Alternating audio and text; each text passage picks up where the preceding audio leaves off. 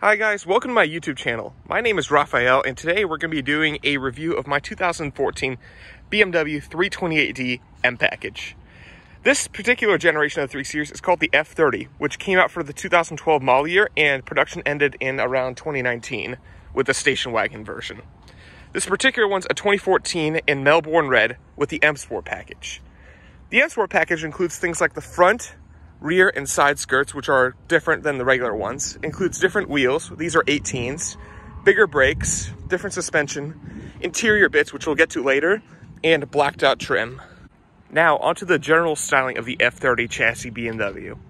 You can clearly tell it's a BMW, everything from the taillights to the Hofmeister King to the shark fin antenna on the roof.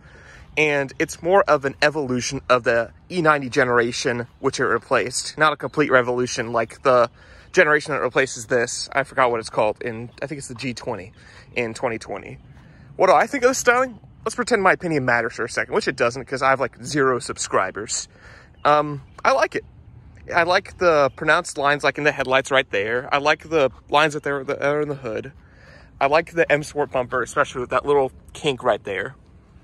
It's a very handsome looking car, actually. Let's talk engine and power. In order to get underneath the hood, you pull the hood latch twice, which means there's no actual like hood latch underneath the hood as a safety. That the 2 times is the safety. So I can open it from this stupid corner of the hood. There it is, the N47. It's a 2-liter turbo diesel making 180 horsepower and 280 pound-feet of torque. And there's a little tiny turbo, which does something. Not much, but it does something. And one of the great things about this is there's so much room to work around, since you could fit a 6-cylinder in this thing in bigger engines like the 335i and 340i. And well, I'll need to work on it since it's a BMW and it'll inevitably break. So now moving on to the interior, and let's talk styling.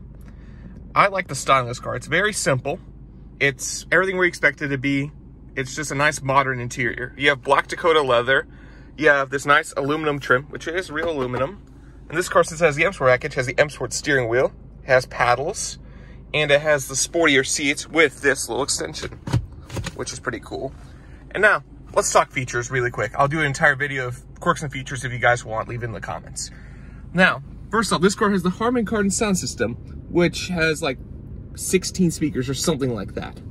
And it sounds amazing. It's so much better than BMW's hi-fi system. We have automatic headlights, of course, and we have blind spot monitoring, lane keep assist, and forward collision warning, which is pretty cool. Now, moving on right here, we actually have a rare feature. We have this rear blind thing. You press that, and a little blind goes up in the rear. We also have these rear manual blinds, which I'll cover later. And, of course, since this is a BMW, I have no idea what the fuck this does. I don't know what those green arrows mean at all. Ignore that M550D. I was playing around with Beamer code, and I thought that looked cool. I'll remove that. Don't get on me in the comments for that. There's speed limit info right here, which is done via the connected drive sensor up there. This car has the full MBT iDrive system with navigation and not the little tiny broke boy system that some people have, which I can't stand.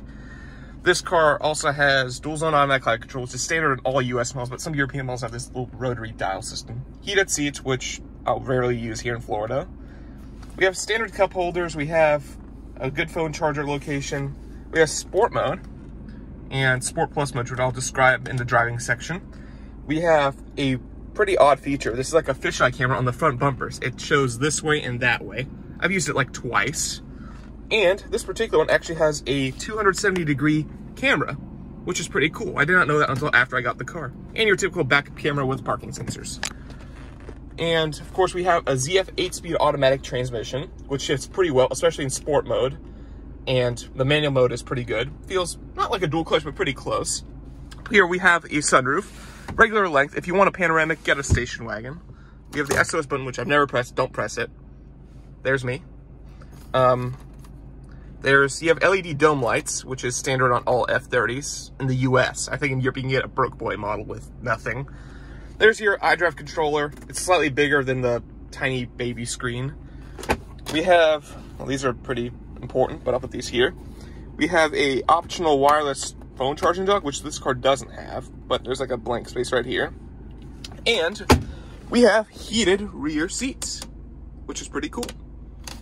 Now, before we get into the driving portion of this video, let me just cover two more things. First of all, this car actually has a heads-up display, which shows speed limit info once again, speed, and navigation when you use navigation. Now, let's do a quick overview of BMW's iDrive system. Now, we have multimedia, which is like Bluetooth, and DVD and other small things. We have radio, which is, well, your radio. You have XM radio on this particular one. You have Bluetooth phone, you have navigation, which I've used a few times. It's pretty good. It's very intuitive. It even shows live traffic information. And we also have, if it loaded, we have Office, which is like, well, contacts, I guess. We have Connected Drive, which is like OnStar, but for BMW. And we have Vehicle Info, which is things like the trip computer, efficient dynamics, which is an eco display. I'll cover that more in depth in another video.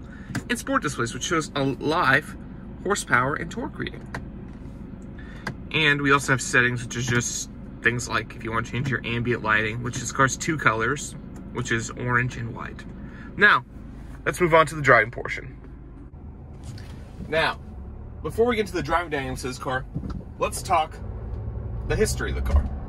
Why this car exists, and what is the 328D.